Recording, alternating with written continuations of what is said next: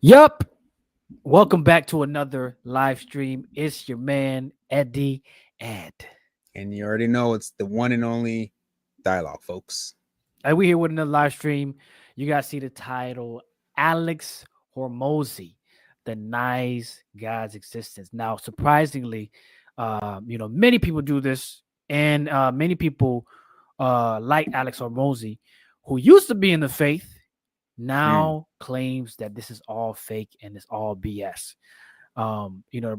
Which is surprising. I mean, just you stop drinking the water. What shot into your mind? I don't understand how people who are a part of the faith comes out of it and then they're like, there's nothing there. It's just lies people tell themselves. That part, I don't know. And we're definitely gonna dive into that. We could take a look into that more deeper because I have some thoughts on that, on why some people go there.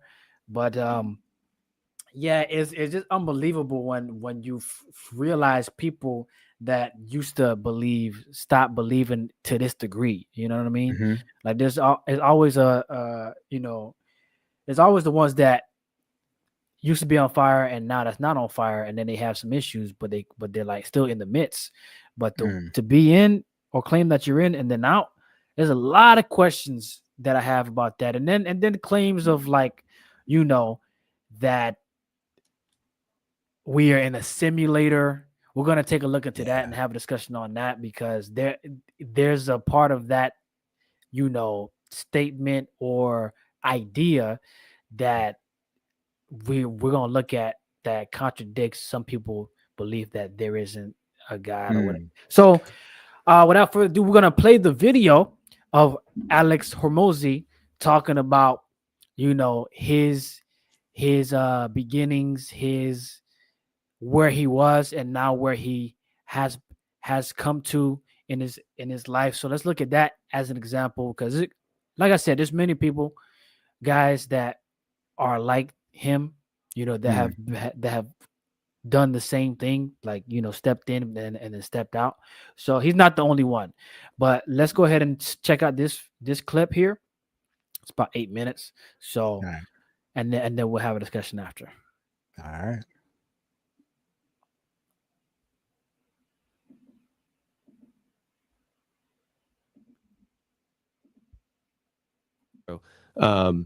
And then I spent the next 5 years. Commercial. Goodness gracious. Let me start it from the beginning. Let me go. I think we might have missed like a word or two. Yeah, probably. Yeah. All right.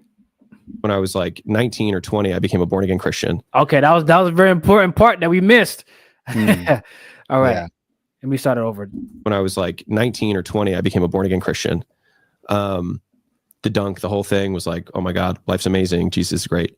And then I ended up falling away from that because I was like, I don't know if this is true. And then I spent the next 5 years dedicated to apologetics, which is defensive faith of the Christian faith.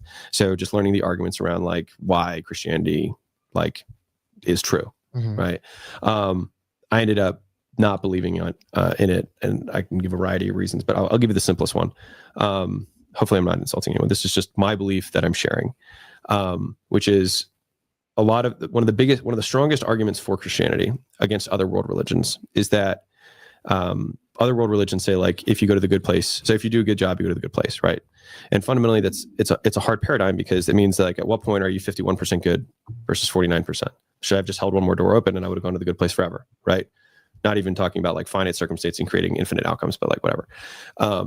And so if you can draw that line, then it kind of makes it ridiculous, right? It like kind of breaks down on the like be a good person system, right? And so that's all worldviews with the exception of Buddhism and Christianity. With Christianity, they're like, you don't have to be good, you just have to have faith. And if you have faith in Jesus, then you go to the good place, right? And so the reason that for me, fundamentally, I didn't believe in that was because you actually create another false binary, which is believe or not believe. When in reality is to what extent you believe. It's how hard you believe. And again, you create another 50% line, which is should I believe 1% more? And then I would go into the good place forever, right? So anyways, the point is that I studied apologetics for a long period of time. And then I was really sad. And I was just like, fuck being sad. I was like, fuck happiness. I was like, I'm just going to do stuff that I think is cool. And that was like the first break in the chain for me. My slogan to myself was actually just fuck happiness. And that was wildly freeing because I stopped judging myself for not being happy. And then I was just like, oh, I'm like, I am unhappy. I'm like, cool, whatever. And I just kept going. And all of a sudden it just like stopped mattering to me. Like, I don't think about it. I genuinely, like, I don't think like, does this make me happy? Does it not? Like, I don't think about it. You just do what you want to do in the moment. Just do whatever I feel like doing. And it's not like it's like all short term, like all pleasure seeking, whatever. Like I still have a long term perspective of like, this is what I want to build. Yeah. Like I want to write these books. I want to build these courses. I want to do this stuff. But it's like those are things that I enjoy. So that's what I do. I love that it. make him happy. It's great. Mm-hmm. All right. I don't have anything to say there. Well, I mean, I had questions, but now I know the answers to them just I'm based off your. I'm just listening. Yeah. Like, I'd rather just listen and not say. So I mean, just off of that, I mean, so far, because we can't listen to the whole thing. We're gonna forget what we want to say because it was. No, I'm writing them down. I'm not writing nothing down. I should have been writing them down. Jip, hey, initial thoughts on it's so many things that he said that are talking points, but I guess I would say I should have did what you did, man. I don't, you written them down, but to me,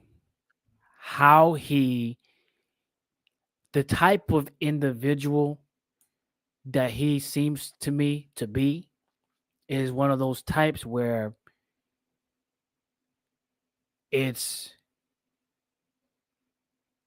because he said he was in apologetics and that he just left because he was sad or whatever. Remember the parable that talks about the people that hear the gospel, some fell on good soil, X, Y, and Z.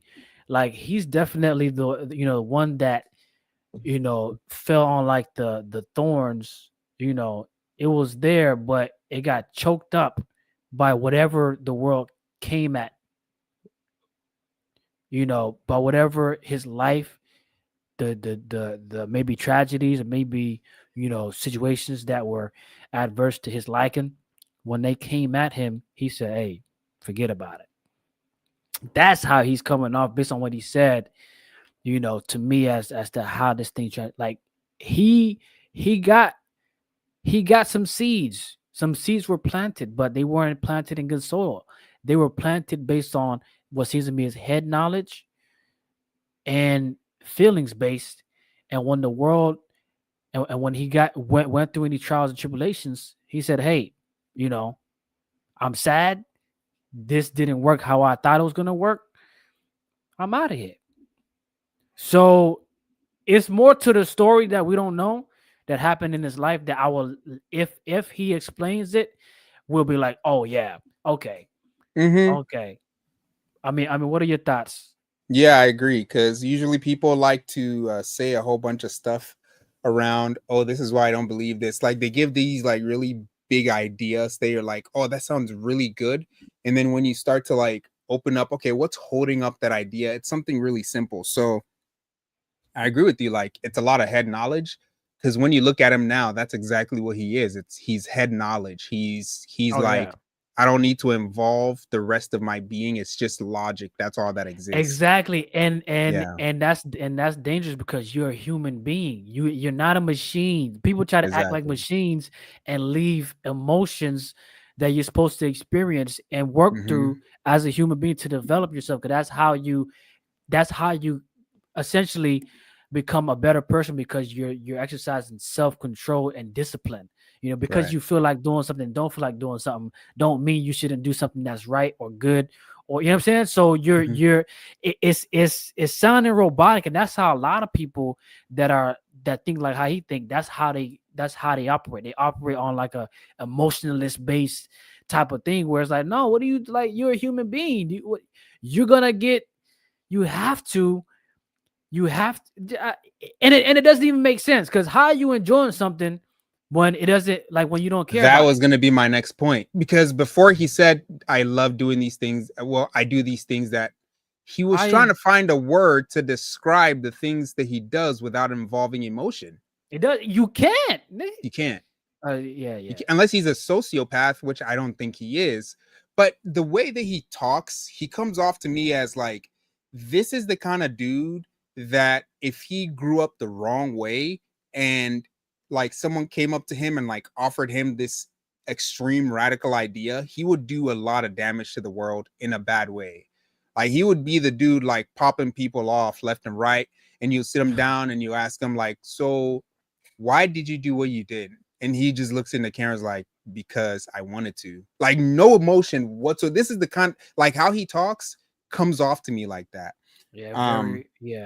Yeah, very like there's nothing behind this. It is what it is kind of thing. You know, either it works or it don't. Like what? Yeah. And Crazy. like, oh, who's gonna punish me? You're just gonna put me in jail. I'm just gonna sit here until I die anyway. It's like those people are so dangerous to me. But he also said that well, a few things that he said F the happiness, and then he goes to do things that he enjoys.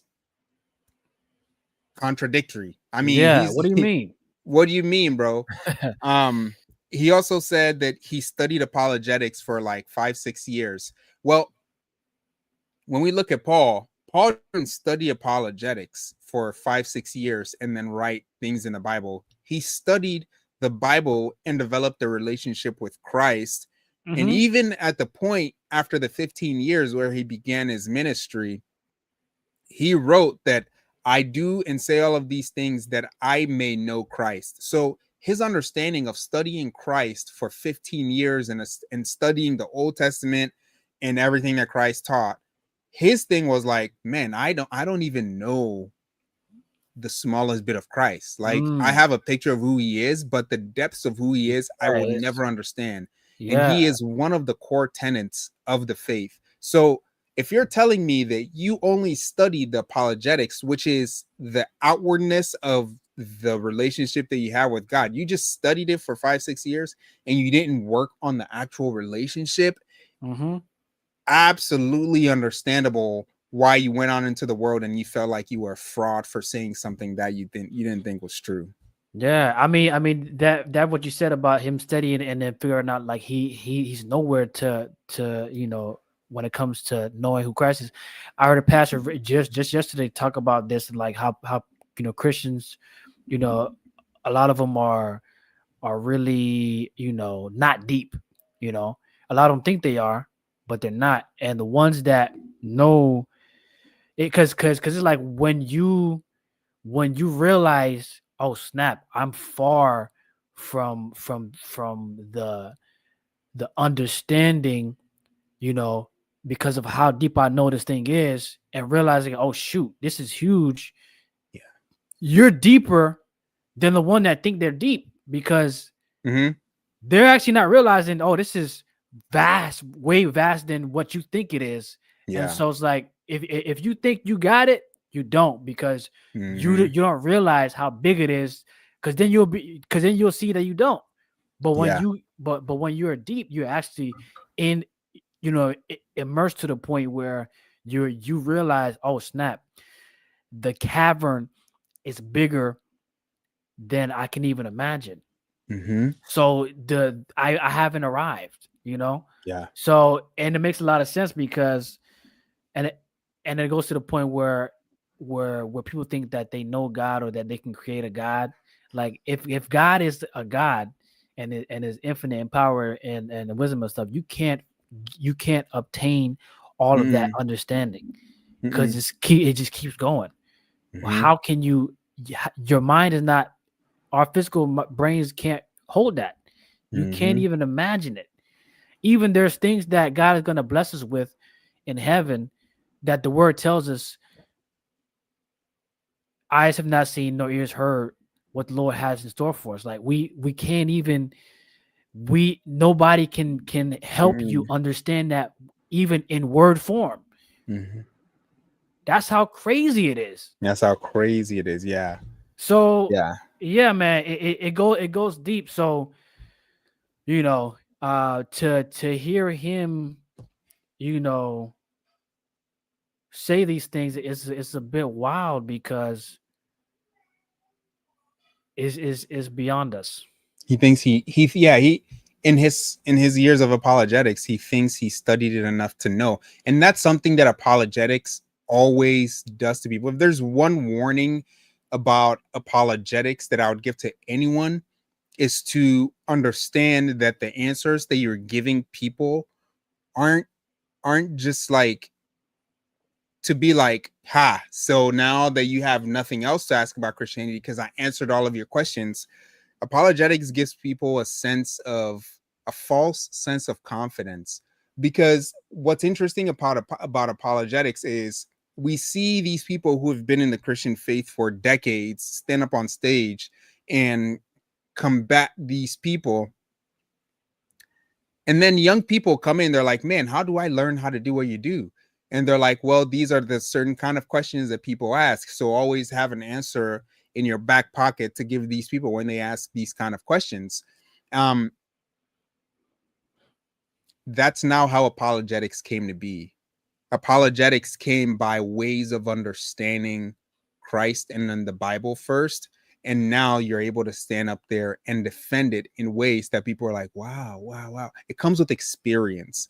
So for him to be saved and then go straight into apologetics and using that as his framework of Christianity, I really don't think that there was any foundation there. Because I was raised in the church too, but I didn't really fully come to understand some things the Bible was saying until maybe like 6-7 years ago, maybe. So it was a long time coming. Yeah. So from my perspective, I agree. I think the foundation, wasn't a solid foundation. I don't think it was built on a solid foundation, because if it were to drop like this and to go to a side like this, I think definitely it was not built on the solid rock of a foundation. I know. It's like, I don't want to mess it up. And you can't mess it And up. then the comments are going to be, Greg messed it up. Like fundamentally. And so like you have to have like what I would consider like maybe uncomfortable conversations, is be like, that's okay. Like, cool. Like I'm going to do my thing. And then they're like, and the thing is, a lot of times if you just make your statements of like, this is how I believe, like people feel like you're attacking them, especially if you articulate it well, because they're like, well, I don't, I'm like, cool. Like, I don't give like, do whatever you want. Like, it's all good to me. And so, which is why I don't talk about it as much publicly. How about this? Yeah. What bothers you? There's got to be something out there that like, I also have another wasting question. my time. People wasting your time. That's a really good answer. That's a That's a good great one, answer. Yeah. It's the only thing I don't have a lot of. This may seem like a silly question, but if you go to a restaurant and you order something, let's say you order a steak and you order it medium well, and it comes back medium rare. Yeah. Do you say something? it's not worth his time. No, I don't actually. You don't. No. Why would I? I don't care.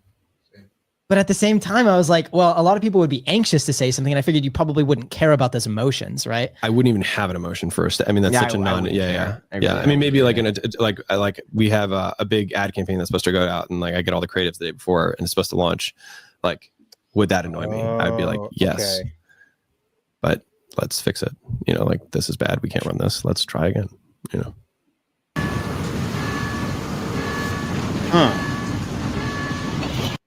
It's interesting because, okay, let me let you keep going. Okay. And in the end, it won't matter because we're all going to die, and this money is going to go back to the game. I'll give you this one analogy. This might be a good wrap up. Oh yeah, this analogy that he brings. Watch this, bro. So this is like my mental analogy that I don't know, makes sense to me, which is like if life were a game, right?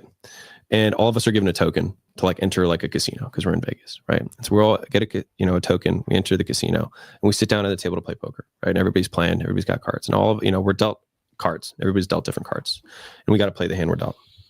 And depending on our level of skill, we amass more and more chips throughout the game, right?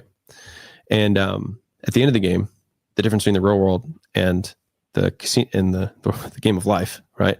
In the real world, you go and you can cash out your chips and you walk out with money, and there you go. There's your day. But I feel like in the casino of life, you get tapped on the shoulder by the Grim Reaper. He says, your time's up. And then all your chips get pushed right back to the middle of the table. And then you leave the casino empty-handed because it was a fake game with fake rules that didn't matter. And so like we accumulate these chips that I'm just going to push back in the middle again that other people are going to play on. And like the reason that that analogy became real for me is like I bought this piece of land in Austin and I was like, that's neat. And then I was like, how many people have owned this piece of land? It's like the guy, you know, the guy before me owned it and the guy before him owned it and the guy before him owned it. And I was like, and they were like, this is mine. And then they die or they sell it. And someone was like, this is mine. It's like, they're just chips that just get played with and they just get amassed and then they get redistributed. It just doesn't matter. Like death taxes everybody 100%. So like everyone's like estate planning. It's like, dude, 500 generations from now, like your offspring are, you know, 500 to the, you know, 0.5 or, you know, 1/2 to the 500th power of like diluted. They're basically just humans at that point. So if your wealth somehow is big enough that it can be diluted that much and last that long, the people who own it are just humans. So like they're just as close to me as you are. You know what I mean? It doesn't matter, right? And then the alternative is it don't matter the people so that I'm many giving this times. to are just the ones that I Mhm. care about are the immediate family. But then when people get resources that they didn't learn how to use or manage, then it destroys them because it's too much potential energy. They can't handle it, right? And so it's like it's really for nothing. And so like if you want, you can build something that you think is cool. But like at the end of the day, like we're just going to cash the chips in. So anyways, Alex's worldviews. But Wow. We could stop right there because yeah, man. Nothing matters, right? Yeah. Nothing matters. And you know when he kept saying that, it just reminded me of Proverbs, you know, how Solomon's or Song of Solomon, where he's like, you know, everything's vanity. You know, when you don't have a God, essentially, like when you're purposeless, when you're just doing this for what it is, yeah, it is. It is vanity. But when there's purpose in what you're doing, it is for something. It's not, you know, useless or meaningless. You know what I mean? But when you have no purpose for what you're doing, it is meaningless. That's pretty much Mm. it. Simply put, at you know, from my from my understanding. Yeah. So when I said, oh, I realize what he's doing, Yeah. he's still using religious frameworks to understand life because Yeah. the whole thing about not having emotional response to things, not really buying into the things of this world. If he goes to a restaurant and he orders a medium rare and it comes medium He well, lying, bro. Get out he of here, doesn't bro. he doesn't care. Get out Um, of here, bro. so then why not, instead of going to the restaurant, why not just go buy some chips and Yeah, eat? exactly. Just but like, bro. When people talk like this, you stop. It's BS. It's nonsense. Yeah, it's You it's just all a lie. talking. You just It's talking all a tough. lie. He got to stick Yeah. because now he got to stick with the character. Now he said he don't care for the thing. Now he got to keep the frame. So now, Hey, look, this could go crazy because what if now his wife wants an open relationship and she wants to be able to it talk don't about matter, it on air? right? It The doesn't 500th matter. generation is gonna be just That's all. human. Who cares? Who cares, man? I You're gonna don't be give gone a and jaggedy no, jack. no, it doesn't matter. Don't It matter, doesn't. bro. That's why you can't. That's why you can't try to, bro. You can't do that. It does Yeah, matter. Yeah, you can't logic, bro. Like you can't beat logic. Like we're all humans here. We have feelings, but because you wanna detach from the world because you think Yeah, it's a trying to simulation. transcend, you know, a human being, bro. Stop You acting like sound- you're. That's all. When people think they're better or they're different, and they say stuff like this. Yeah, They say you know, crazy the only stuff. thing I don't, just like you said, the only thing I don't have is time. Yeah. According to you, you don't got nothing because the Right. possessions you about to leave, that it is not gonna be yours, Yes. right? Yeah. So nothing is nothing, and you don't got nothing. Mm-hmm. So what? So It why doesn't even matter to even have anything, exactly? Why even do cool Bro. stuff when no one else finds it cool? It doesn't matter. bro. This is ridiculous. It does, bro. So the whole don't matter line and framework is just trying to talk. It's just trying to hold a position that ultimately, when you get down to it, it's not gonna make sense. No, it really doesn't. So he goes ahead and talks about life being a game. We're given a token, we receive cards, and then we amass resources, the chips, as we're playing the game of life.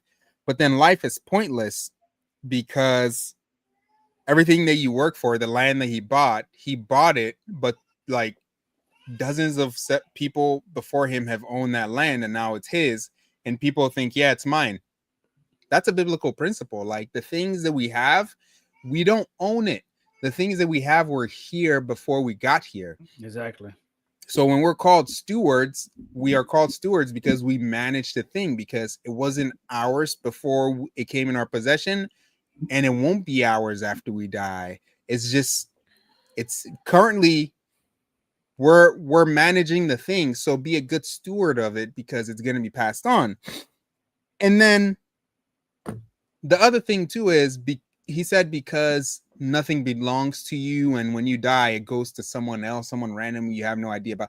That's why the Bible asks us to think ahead, and it says we should think 2 generations ahead at a time, right? Our children's children, our grandchildren. But if you have the ability to, you're able to think generations beyond. So the wealth that you amass, it's not for yourself, it's for the generations beyond, so they can think about their generations beyond.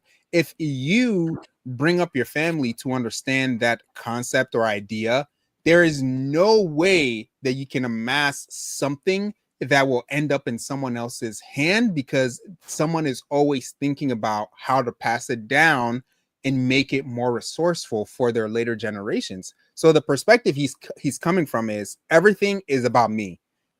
I'm doing the cool thing, I'm doing the thing, and if once I pass, then the thing moves on. Then the thing doesn't matter anymore because I've moved on.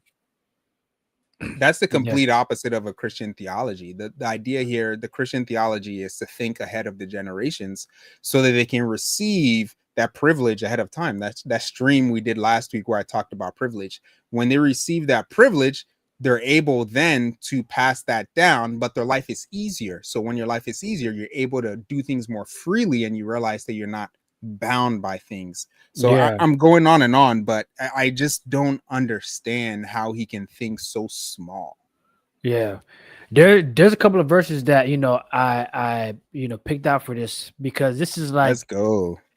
It's coming from Proverbs 18 verse 2. It says, "A fool does not delight in understanding." Oh, you're not sharing it? Yeah, I'm gonna run through this quick. Nice. It says a fool does not delight in understanding, but only wants to show off his opinions. You know what I mean? And that's sounding pretty close to what this guy's doing. Now and then another verse from 1 Corinthians 2, 12 through 16, but I'm gonna skip over because of time. You guys can go check that out. 1 Corinthians 2, verse 12 through 16, but I'm gonna read verse 14 because of time. But the unbeliever does not welcome what comes from God's Spirit, because it's foolishness to him. He is not able to understand it, since it is evaluated spiritually. So there's a lot going on here.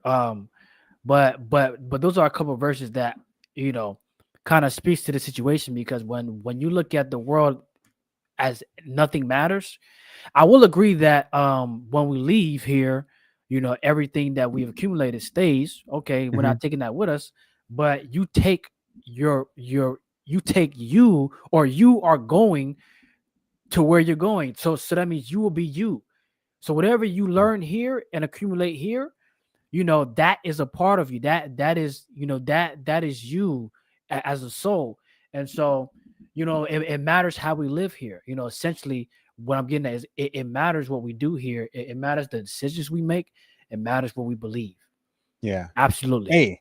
Hey, and also as a Christian, there's no way you can be a Christian and think the way he thinks, because the first charge to Adam and Eve was to be fruitful and to multiply and to have dominion and all of this stuff. Well, then what's the point of being fruitful and multiplying if it means nothing at the end of the day? it obviously does mean something, right? Because like, how can you be fruitful and multiply? Well, look at this guy. He's like, he makes like 250 million plus a year. So most of us don't make that amount of money, but in order to do that, you have to be a certain kind of person to be able to do that. So like, he's growing in character, but he's denying everything spiritual, which is really dangerous, right? Because that's how you end up messing up anyway. Yeah. Well, with that, wanted to get the verses out. We are not out of time, but drop your thoughts in the comments, man.